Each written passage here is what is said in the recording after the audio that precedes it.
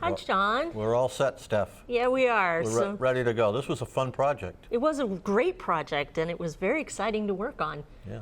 And we didn't finish. I didn't finish. Well, you didn't finish the speaking part of it. We finished the books. I had to rush ahead, so. But I don't blame you. That woman in Dartmouth, that 104-year-old woman, that was a great story. It had to be included. It had to be included, so I rushed it through. So I missed a bunch of murders. So today, I thought I was nicely, wonderfully invited back to do the filming for the last set of murders that I left out of the talk. So here we go. Of course, the talk was Murderous, Southcoast, which is based on the books of Murder, Manslaughter, and Mayhem in the Southcoast. That's right.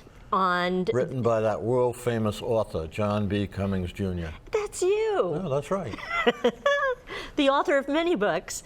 I'm the co-author and the editor and associate researcher, I guess, into the project.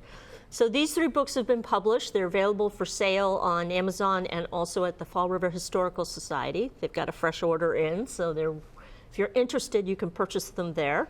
And all sales benefit the Historical Society, who was the sponsor of the talk by the Grimshaw Gerdowitz Charitable Foundation, also sponsored the talk that I gave, and I guess you could say sponsors this as well.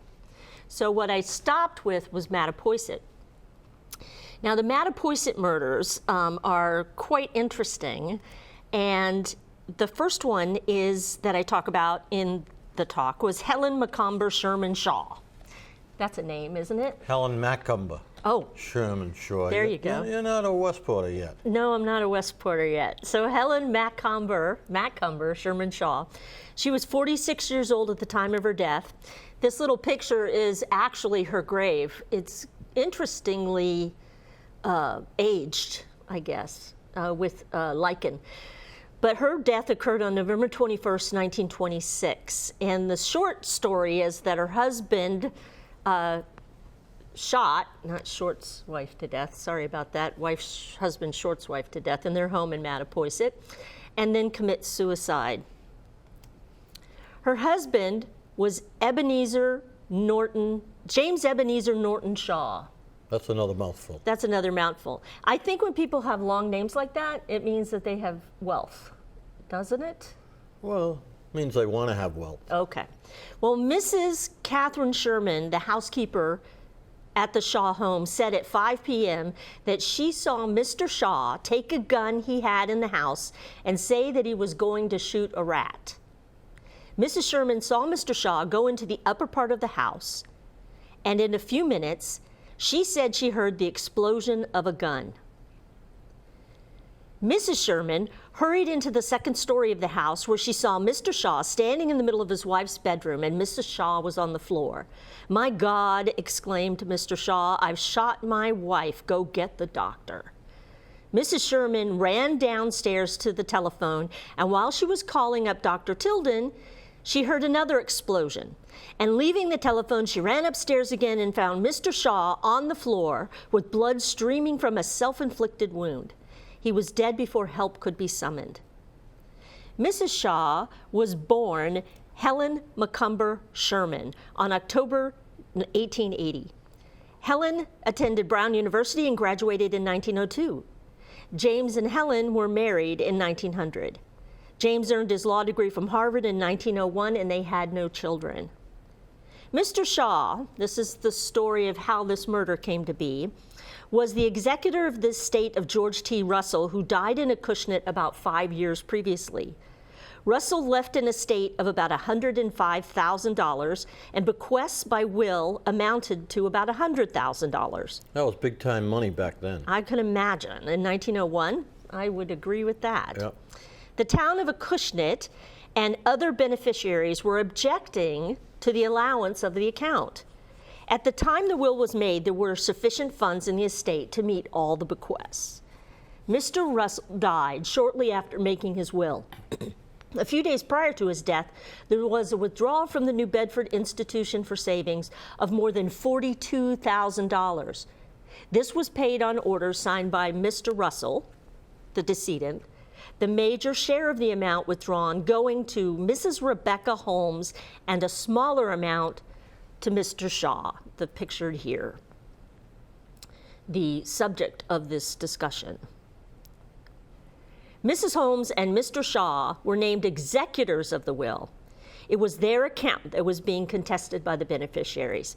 So local gossip had it that Russell, the decedent, had fallen for a much younger Rebecca, Mrs. Rebecca Holmes. He was in his 60s and she was in her 20s. Woo. She declined his marriage proposal and later married a man named Wallace Holmes, hence her last name Holmes.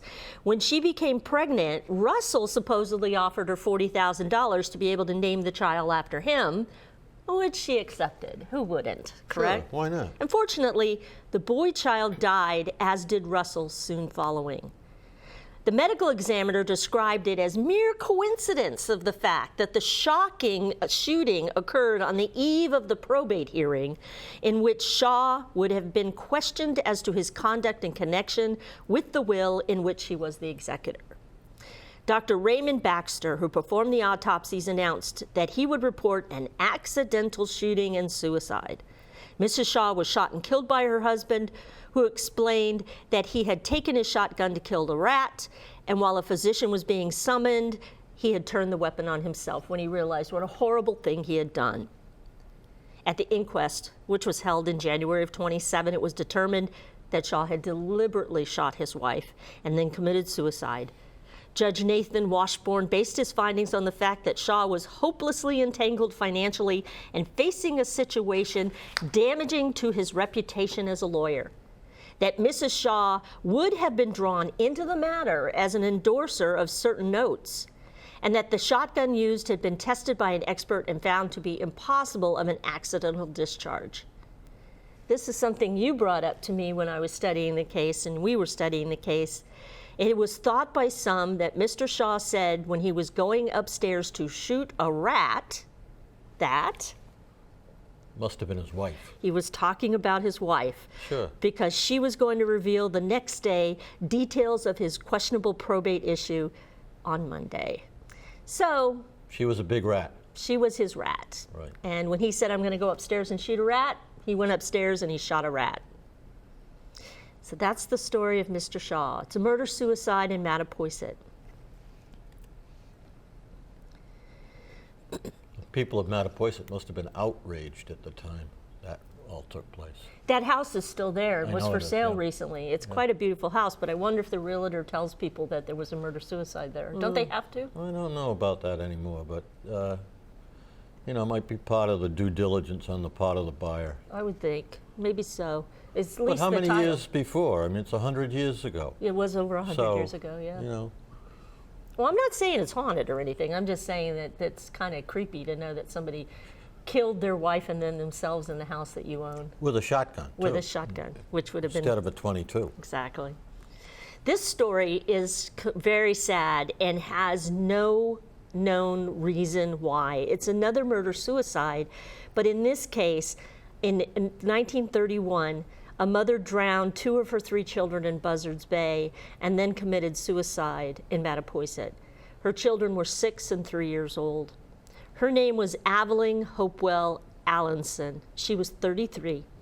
And known for being despondent but never suicidal, Mrs.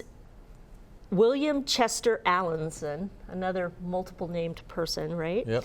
Of Slayersville, Rhode Island, hurled her 3 children, Wayne, age 8, Hope, age 6, and Dwight, age 3, from a wharf in Mattapoisett and then jumped in after them to kill herself. Wayne, luckily, had learned to swim the previous summer and survived to tell the tale. Constable Sylvester Savage was informed by telephone of a small boy seen walking down Water Street, his clothes wringing wet. He found the boy, who told them that he was Wayne Allanson, and his mother had tried to drown him. The boy told the police how his mother had taken him and his sister and brother on a picnic to see the New York boat pass through Cape Cod Canal. They drove from Saylersville in an automobile, he said, and parked it near Barstow's Landing, a long unused pier. Then they walked down the pier. At the end of the pier, Mrs. Allanson pushed the 2 small children into the water and tried to throw Rain in, but he struggled with her. She finally picked him up in her arms and jumped into the water with him. State police were called to drag the water for the bodies of the victims. This is a very sad Very story. sad. This is a picture of her and how it Unfortunately, appeared. we have a number of those in the books. Yes, it is sad. It's very sad. Mothers, killing their children. There are modern equivalents of this as well. But the child, the youngest child was 3. 3 months? 3 years old. No, 3 years. So we can't say that this is postpartum depression, but she definitely had some depressed problems. But we don't know why she did it. There's no note. We don't know if there was a problem in the family. We don't know whether she had been suicidal before. There's not very much information about her. Next are Wareham murders. Wareham is, yes, a part of the Southcoast, as are 16 different communities in the area, including 2 in Rhode Island, Tiverton and Little Compton. The first murder is a very odd case, I'd say. This is Athena Harvey. She was 66 years old when she died in 2000. Her husband killed her in their home. They had been married for 40 years. Wow. Yeah. You'd think they could have, resolved something. On June 21st, 2000, Earl Harvey, for reasons never revealed, murdered his wife Athena of 40 years in their home in Wareham. The death was concealed until June 28th, 7 days later, when their daughter visited the home and discovered her body. Mrs. Harvey died from multiple stab wounds to the chest and blunt trauma to the head and neck. Her body was found wrapped in sheets and located in a small room between the living room and the bedroom area. Her head was wrapped in dark plastic with a white rope around her neck. There were large blood stains on the bed.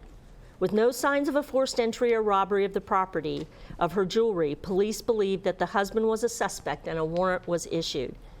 Now, in order to avoid suspicion during the wife's disappearance after her murder, Earl called a daughter to tell him that they were going to Maine on vacation, right? And canceled his own birthday party that was on the coming weekend. He phoned her hair salon to cancel her appointment for the next 3 weeks and called the Wareham Council of Aging to say that they would be away for at least a month. In addition, he went to the post office and had their mail held and withdrew $600 in 3 separate withdrawals from the bank. So he's sort of getting ready to have her disappear for a while so he can take off. All because of a burnt pizza. No, not at all. I think it has to do with her condition. Earl Harvey was apprehended on July 4th, 2000, while looking for a book at Savers, a thrift store in New Bedford's North End. He and his wife frequented the store weekly, and the staff knew them well because they would shop for her clothes, buy them in a large quantity, sometimes as many as 20 pieces, and then they'd take the clothes home so she could try them on and return them what she didn't like. The reason why they did it this way is because Athena suffered from multiple sclerosis and was disabled. She was in a wheelchair. Earl was arrested without incident. The store staff was completely surprised by the murder, describing him as a jovial man, and the married duo were a pleasant couple growing old together.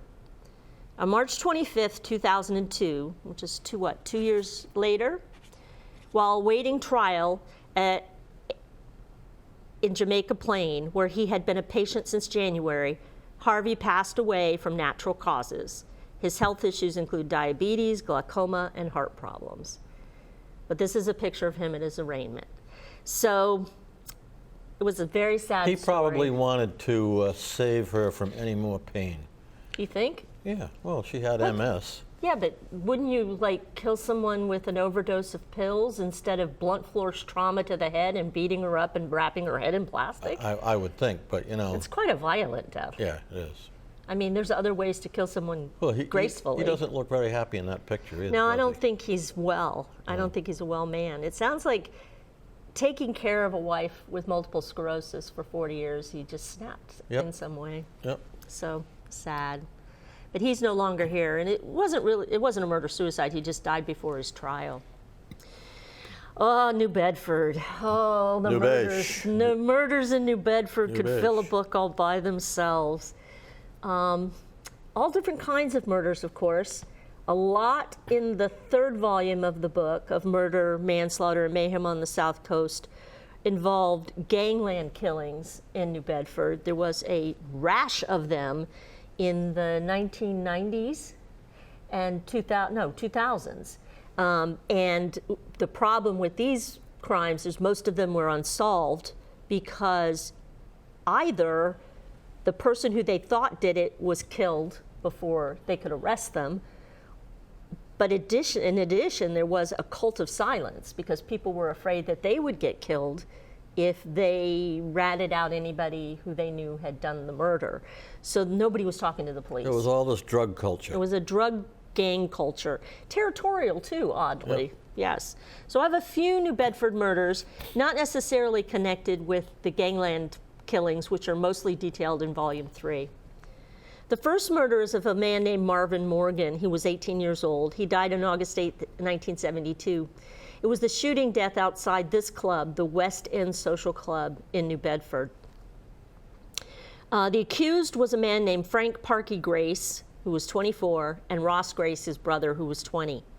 Marvin Morgan was gunned down in front of this club on August 8 at approximately 11:30 p.m. while he was coming down these stairs in this photo. The shooting was witnessed by a man named Eric Baker, who was a cousin to the decedent, Marvin Morgan, and Jasper Lassiter, both of whom had been with Morgan all evening as they traveled from Providence to New Bedford. Baker and Lassiter claimed that they were coming down the stairs with Morgan and they saw Frank Parkey Grace and his brother Ross Grace approach with guns drawn.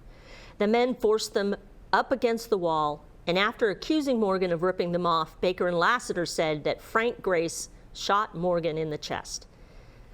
In January of '74, Frank Parkey Grace was found guilty of first-degree murder and his brother Ross Grace guilty of second-degree murder. In 1985, this was significant, Frank Parkey Grace was freed on $3,000 bail and his life term overturned and a new trial ordered because a key prosecution witness recanted the testimony. He had served 11 years for the murder. He maintained he was framed by the prosecutors and the FBI for his membership in the Black Panthers. It was Grace's 7th appeal of his conviction. According to the New England Innocence Project, in 1972, Frank had a corroborated alibi, and he was elsewhere at the time, but the testimony of the two witnesses had been convincing.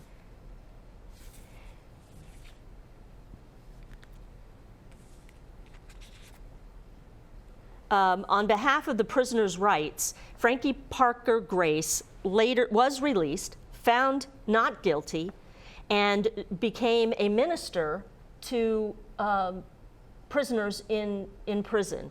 He devoted his life to helping others after he was released from jail. And it was indeed that he was under FBI surveillance because he was a member of the Black Panthers, and he'd been a target for this crime.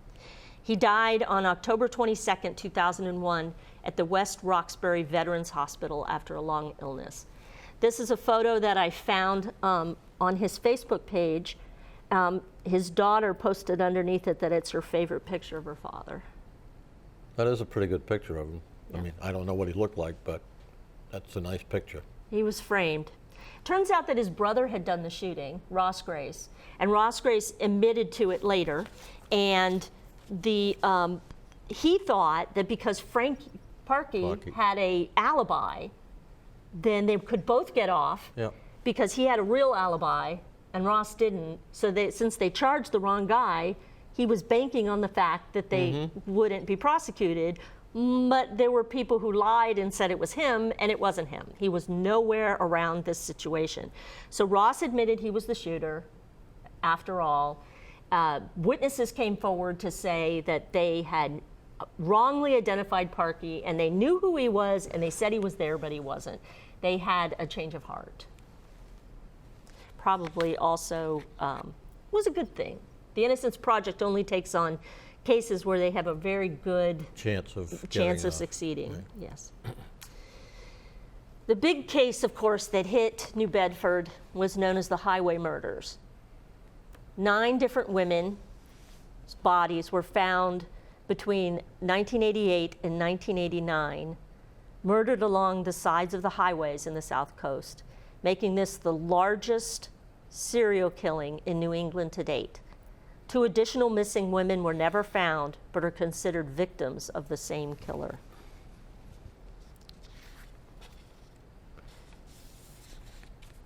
Now, there are suspects in these cases, but there's a great book that I highly recommend by Maureen Boyle called Shallow Graves.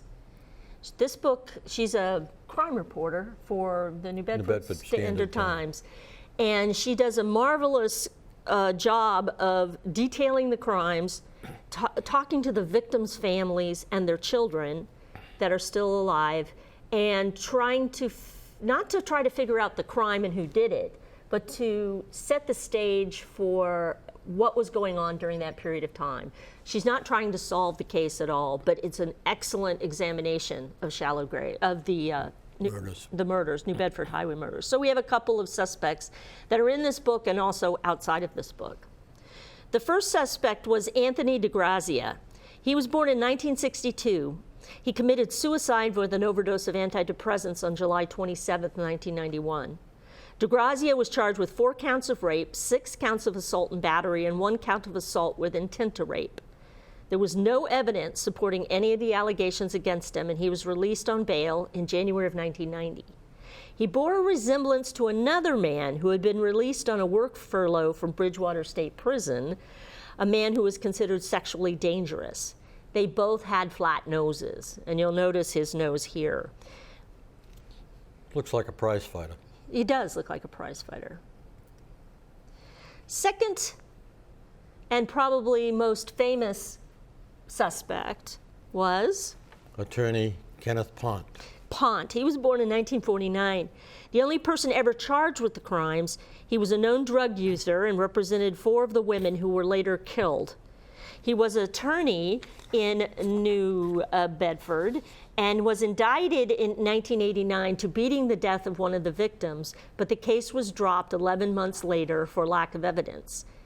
Pont himself died in his Austin Street home in New Bedford on January 26, 2010. He alleged that he was harassed by the police, and especially harassed by the district attorney who was named. Come on, Pena? Ron Pena. Ron Pena. Ron Pena really believed that Pont was the guy, and he pulled out all the stops in order to get him convicted. But there wasn't enough evidence. Now, this last person who is a suspect is not named very often, but I mention it only because he's related to another case I talked about in my first talk. This is Daniel Tavares Jr. He was born in 1966. In all, Daniel Tavares was convicted of killing 4 people: his mother in 1999 in Fall River, 2 neighbors in Washington State in 2007, and Gail Botello of Fall River in 1988, whose case I talked about in my talk the other night. He was never interviewed by a grand jury or the police for these killings, but he has claimed some responsibility for the highway killings now that he's in prison.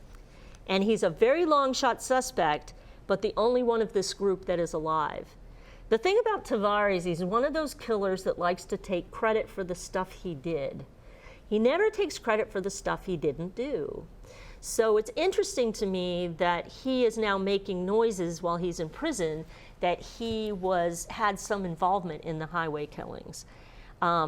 Even though he's a rat and a horrible human being and a multiple murderer and perhaps a serial killer, it sort of clues into the idea that they don't know who did the highway murders, and maybe he had something to do with it. He's not asking for anything in return for this information, but he's not being investigated, which I think might be a mistake. He at least deserves an interview.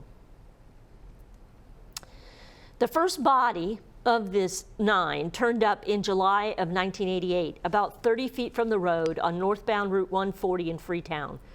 A motorist who had stopped to relieve herself on a Sunday of the 4th of July weekend came upon the partially clothed, unrecognizable corpse, a bra around her neck, and investigators who soon arrived on the scene could tell the body had been there for months. This body was identified in December of 1988, 5 months later, as Deborah Murderous. In all, 9 remains of women were found and 2 additional women missing to this day. Many of the victims were prostitutes and struggling with addiction. These women left behind a total of 15 children among them. As State Troopers Mary Ann Dill and Jose Gonzalez, as lead investigators on the case, pored over the lives of the victims and tried to establish links between them, one name kept popping up: Kenneth Pont. Pont was an eccentric character, a reformed heroin addict who had cleaned up his act, went to law school, and made a living with lower-level civil and criminal cases. He was known for his rumpled suits and heavy cocaine use, although he was designated as a deputy sheriff after donating, can you do this, to the Bristol County Sheriff's election campaign. Who knew? Ooh, to Ronnie Pena? No. The sheriff. Oh, Hodgson. Earning him a badge and, despite his record, a gun. Oh, boy. Yeah. He was also, investigators said, a bit weird. The girls on the street told stories about his paranoia, how he would bring them to his house, bolt the door, and wouldn't let them leave. He wasn't violent, but just really strange. But that didn't stop the girls from going with him, and none of the girls considered pressing any charges.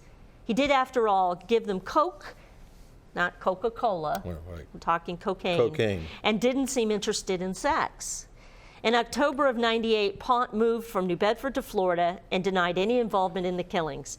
He accused Massachusetts authorities of hounding him and ruining his life, eventually being charged with 1 count of the murder.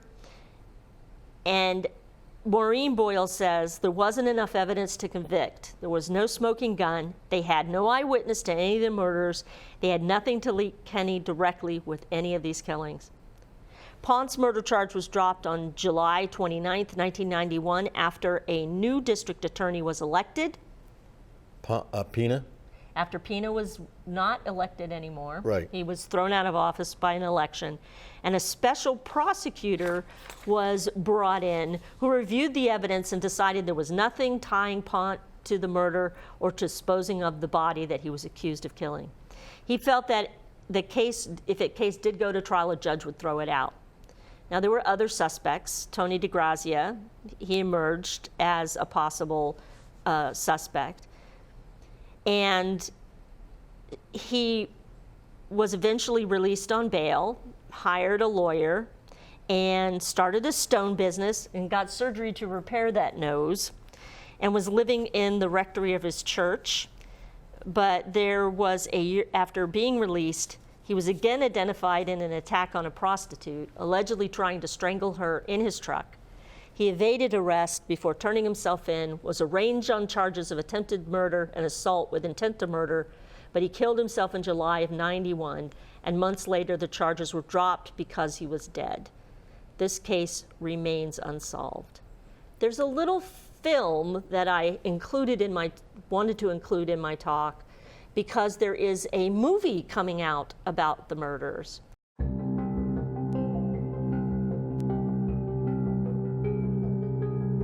I knew that if she didn't call me, she wasn't coming back.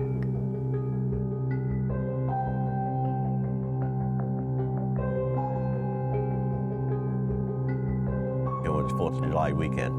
My pager went off, called the station at a location off 140. They had found a body. Saturday, July 30th.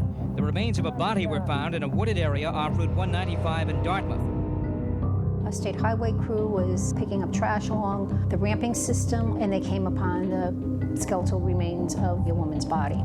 It was the kind of thing that you said, wow, how many victims are there? We were convinced that we were involved with a serial killing investigation, yes. Ron Pena was an up-and-coming politician. He was very media savvy. It was sort of out there in the public. Mr. Pena, why don't you just do your job and get off the TV? The DA says police are now looking at a number of possible suspects. As recently as an hour ago, a new complaint is issued against Neil Anderson for assault with intent to commit rape. He got the knife. I'm thinking in my mind, he's going to stab me. I had nothing to hide. I immediately gave hair samples, saliva samples, and pubic hair samples. Kenny Pont was looked at because he was an attorney. He had represented a lot of the girls that were working the streets, and they would even go to his home. There was a personal dislike between Ron Pina and Ken Pont. I wish to state that I demand that your harassment of me be stopped immediately. I think he was a viable suspect, oh yes, absolutely. Tony DeGrazia became a suspect because of what he was known to do with the girls on the street. He ended up picking me up, and that interlude ended with a rape.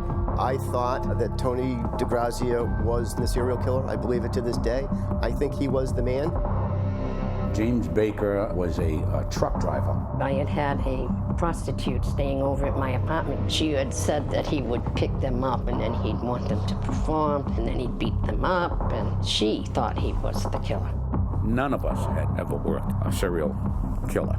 It goes through my mind. I try to think of certain things we may have overlooked or missed.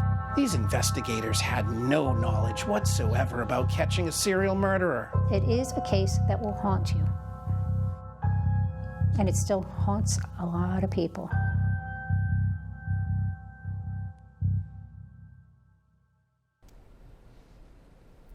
So I'd say that looks rather interesting, and I can't wait to see what they have to say. Yeah. It's high quality looking film. Yeah. It's been in the works for a long time. It takes a long time to make these films. Yeah, they've been advertising it for years. I've been following it, and they finally got a trailer together and claim that it's on its way out. And Maureen Boyle has taken a hand in it, which means it's got some, lends it a lot of credibility. Yeah. So anyway, I'm looking forward to that. I don't know about you. So Fairhaven Murders. Ruth Fuller, 40 years old. This is the house. June 30th, 1962, she was strangled to death in her apartment at 53 Reynolds Street in Fairhaven. Her accused was a man named Jackie Lee Wood, who was 19 years old at the time. He was born in Little Rock, Arkansas. He was a sailor aboard the destroyer Willard Keith, which was in New Bedford for the July 4th celebrations. And while he was in that city, he met Ruth Fuller, who was a waitress. He paid her a visit to her house in Fairhaven, her apartment in this house, and where she spurned his advances and he strangled her. Wood was indicted for murder in the second degree. There was evidence placing him at the scene, including the fact that he left his wallet in the bedroom where the body was found. But there were no witnesses or direct evidence to prove he was the killer. After deliberating 2 hours and 15 minutes, Jackie Lee Wood was acquitted of the murder in the second degree on March 21st, 1963. And then the worst possible thing happened. Jackie Lee Wood went back to Arkansas and he killed again. Wood returned to his home and on September 15, 1964, strangled and killed 17-year-old Pamela Ann King of Little Rock. Her naked body was found in a downtown Little Rock motel room. Fingerprints found at the scene matched those of Jackie Lee Wood, and the room where the body was discovered was registered to him. He was arrested a short time after killing King. Pamela Ann King had been sexually molested. He pleaded innocent to the charges by reason of insanity. After conducting tests, the state hospital reported that he was without psychosis and could stand trial, which was scheduled for early December. He was charged with first-degree murder. Now, during the trial, Wood changed his plea to innocent. He took the stand in his own defense, saying that he had met her at a private club, danced with her, and she agreed to go to the motel with him, but that she changed her mind before they arrived and they parted company. He says he then went to 2 restaurants and the bus station.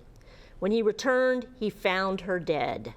He claimed that he had told her the room number before they parted ways earlier in the evening. Now, if you believe that, I've got a bridge to sell you. Yep. Right. On December 5th, 1964, after deliberating 2 hours, this jury found him guilty and recommended a life sentence. Now, while serving that life sentence, Wood, who was now 25, and 2 other prisoners escaped from the Tucker prison farm in Tucker, Arkansas in May of '67. Wood was described as 5 feet 10 inches, weighing 175 pounds, brown hair, hazel eyes. He had several tattoo marks on his arms. The three had broken into a clothes locker in the prison and put on street clothes. They were considered armed and dangerous. All three were captured after a gunfight, with one of the escapees dying from his head injuries of being shot. Wood himself was wounded in the shoulder and returned to Tucker. Now, apparently this prison where they sent him, this farm, it's like a state farm. They have them in Florida, so I'm familiar with them. Mm-hmm. He had quite a reputation as for an easy place to escape from because the place was guarded by trustees, which were inmates. Huh. So the inmates were guarding the hen house, and it was easy for them to escape because between January 1st and mid-May of that year, 27 people had escaped from Tucker. So that tells you that this is not necessarily a very secure facility. In a final twist to the story of Jackie Lee Wood, Arkansas Governor Frank White granted him parole in 1982 at the age of 39. The mother of murder victim Pamela Ann King said she learned from the newspapers that the governor had commuted King's sentence and had not informed her. The governor apologized, saying he could not locate her to inform her of the decision. He said, "Mrs. King, I can sympathize." She said, "No, Governor White, you cannot sympathize with me. When that man puts his bare hands around your daughter's neck, then you can sympathize with me." Jackie Lee Wood lived until the age of 68, dying in Arkansas. So he was free from the age of 39 to the age of 68 after killing at least 2 people. Terrible. It burns me. It just burns me that people get pardoned for murders like this, especially when there was evidence. Sure. What's that say to the jury? That they were wasting their time. Right. If the governor says, "Oh, we're going to let this guy out," even though he was convicted of murder.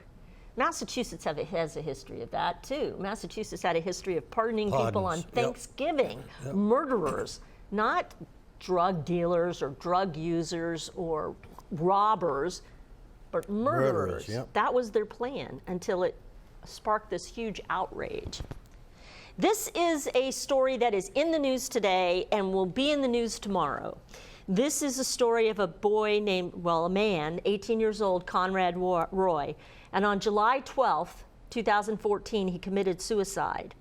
The twist of the story, and it was in Fairhaven, where he did it in his truck. The twist in the story is that Michelle Carter, his girlfriend, who was 17 years old and a minor, was accused of pressuring him to commit suicide. This is still in the news today. In a case that shocked the nation, Michelle Carter sent her boyfriend over 1,000 messages in which she insisted that he would be better off if he were dead. Conrad Roy had a history of depression and suicide attempts in the past. Roy used a gas-powered water pump and died of carbon monoxide poisoning in the cab of his pickup. He continued to text with Michelle Carter as he was dying. Carter's defense attorney stated that she was brainwashed by Roy into supporting his plan for suicide, and he persuaded her to help him end his life. Now, Roy had been receiving treatment for mental health issues since 2011, so for at least 3-4 years. Mm-hmm. Yeah. In 2013, he had attempted to commit suicide by overdosing on acetaminophen. His friend saved his life by contacting emergency services. Now, during the course of the investigation into his suicide, the police review of his recent electronic communication caused them to further explore this relationship he had with this woman. And it turns out that they had met in 2011 in Florida, and he had been dating her at various times during this period, including the time of his death. They'd only met in person 5 times. So the bulk of their relationship was through text, email, and phone. Because they did not live in the same town, that's how they communicated.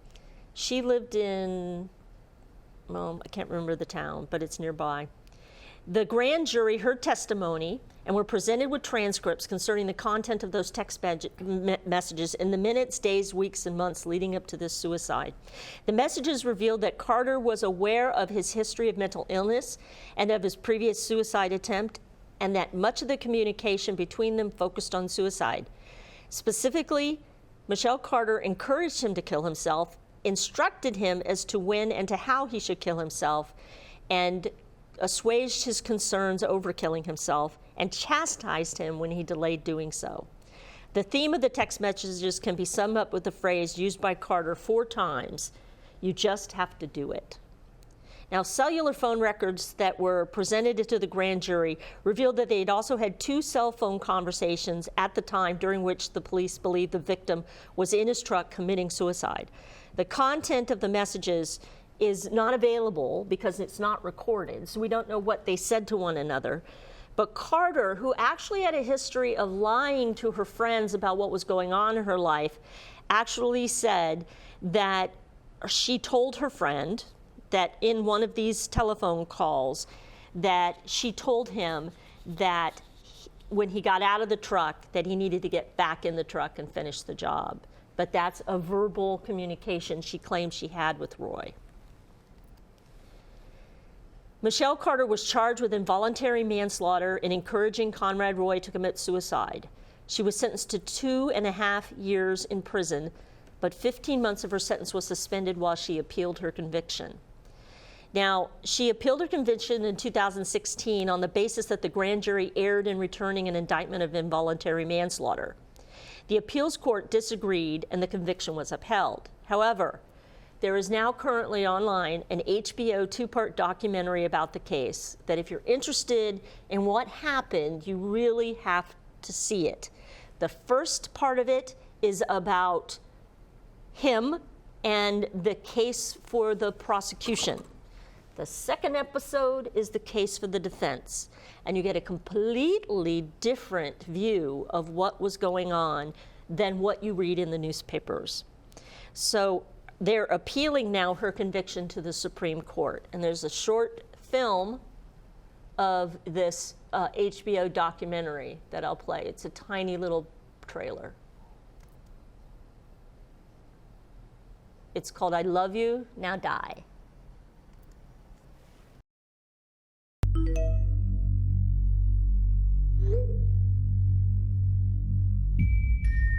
I saw him text her all the time, but I didn't think that they had a relationship like that.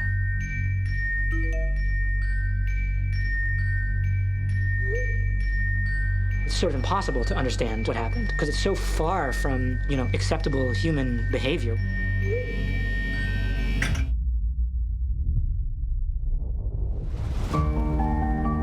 The trial of a Plainville woman accused of encouraging her friend to kill himself through text messages is now underway. We're all left wondering what happened. Now we have this opportunity to see inside their minds. One level of the conversation is a kid that's going to kill himself. And then there's another level that's a romantic fantasy. The question is, can you cause someone else to commit suicide? She keeps at him, Your Honor. At him and at him. The defendant's own words. His death was my fault. I told him to get back in. Mr. Roy himself stated, I want to die. She thought she was doing absolutely the right thing. It's a perfect storm of a tragedy.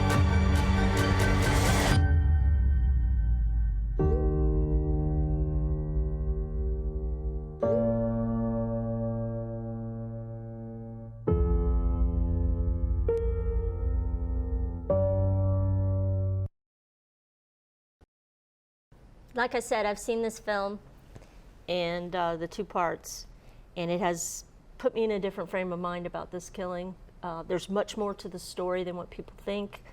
There is a big backstory with his family relationships and the pressure he was under from his family and the violence that was in his family. Very bad violence in his family. There was also pressure about her and her mental instability. She was on the same kind of medical drugs that he was on for his depression. She also was similarly medicated.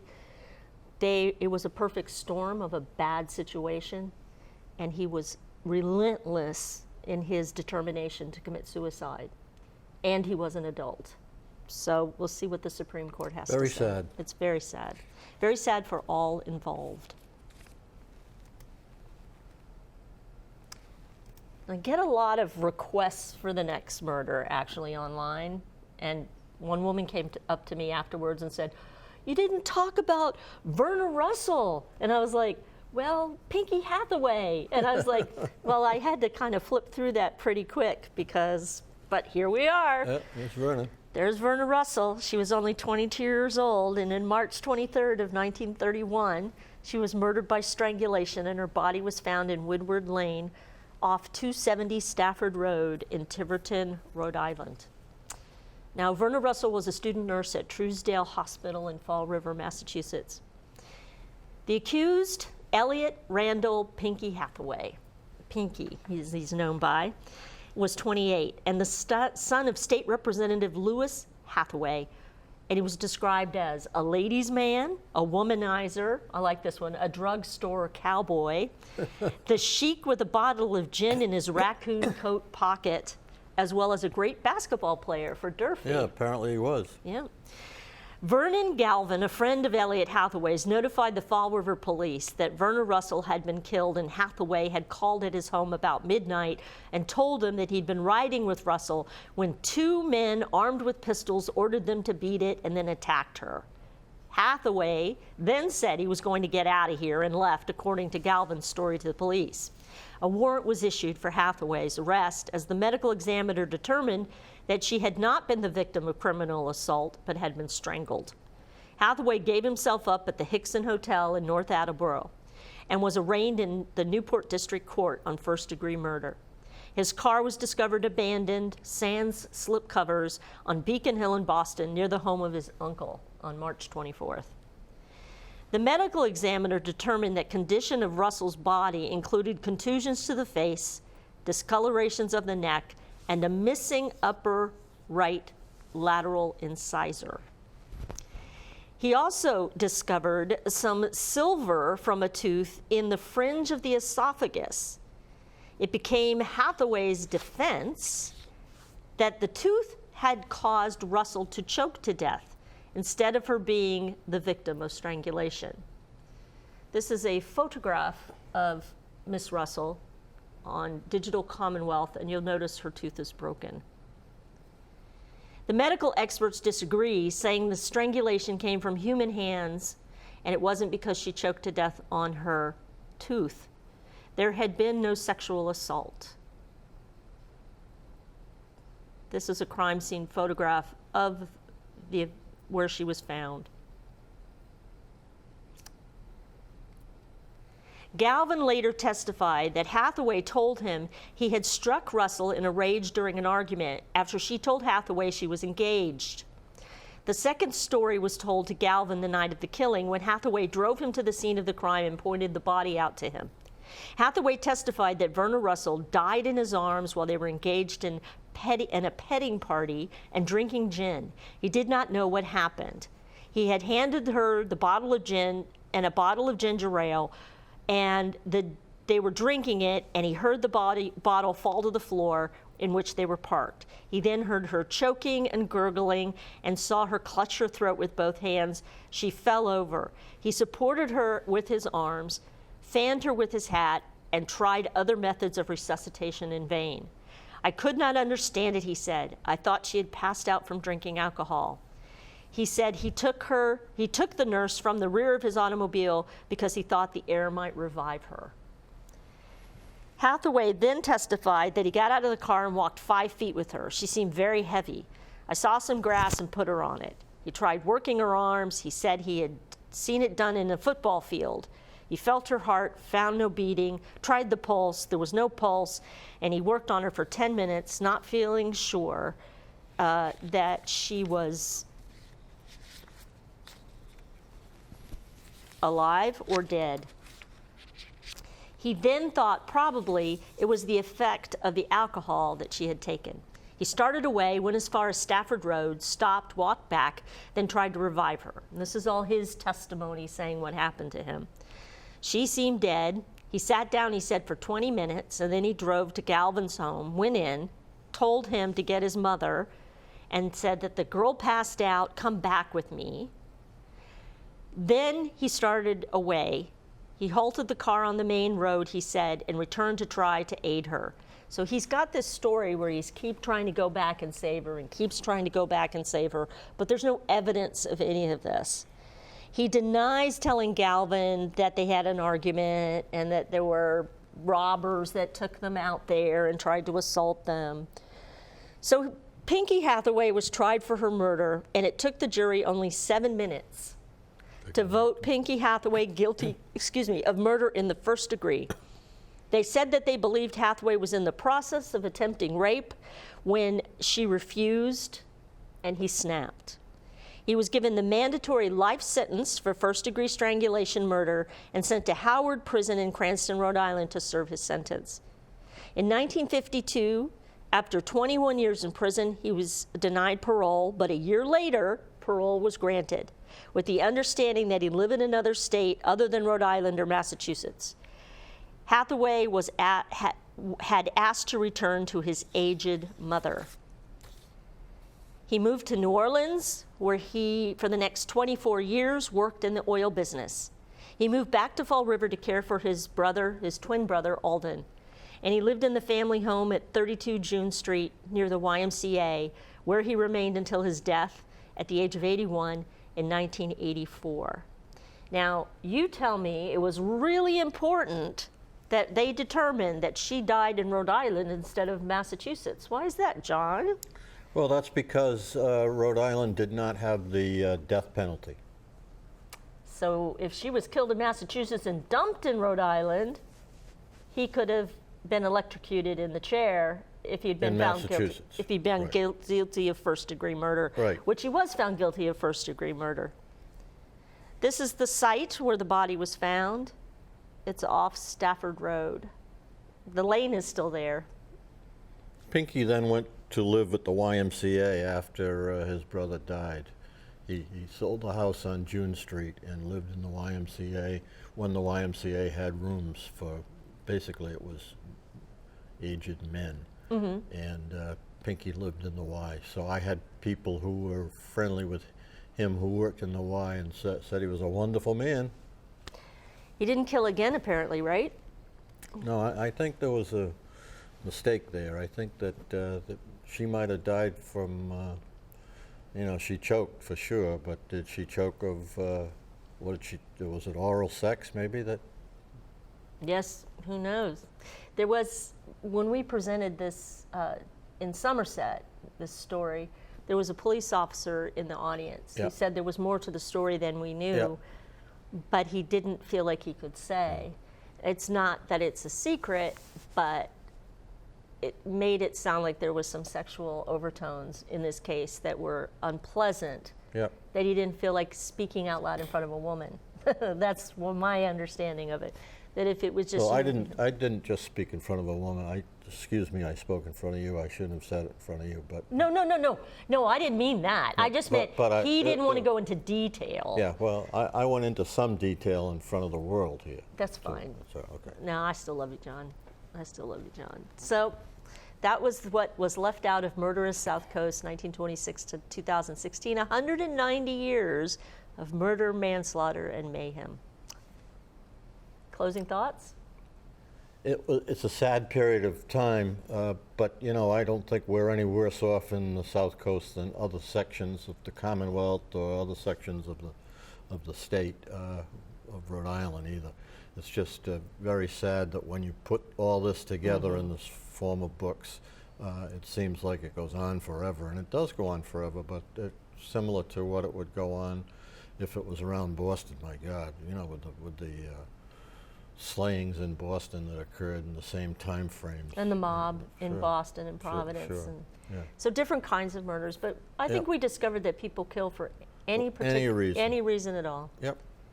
Any particular reason. Bad day, lust, jealousy, greed. Drugs. People kill for anything. Yep. And there's no rhyme or reason to it. And it takes really good detective work in order to figure out who done it. And some of these are still unsolved murders, like the highway killings. that they've never been solved. So there's another one there of, can't think of his name now, it's gone blank. Anyway, there's a lot of unsolved murders in these books. Every time I drive by Reed Road on 195. You're looking, aren't you? I am. Yeah. I think there's another body over there. Yep. Because there's 2 that were unfound, and they found a lot of them with cadaver dogs. Yep. And I wonder if they're ever going to start searching for the other 2 bodies. I think at this point, they probably won't find anything. It's been so many years, but you never know, something might. Never know. Anyway, thank you very much, BCC, for inviting us to finish the talk. And I hope the audience enjoys it. Enjoys is kind of an odd word when you're talking about murder, but I hope you found it interesting and enlightening.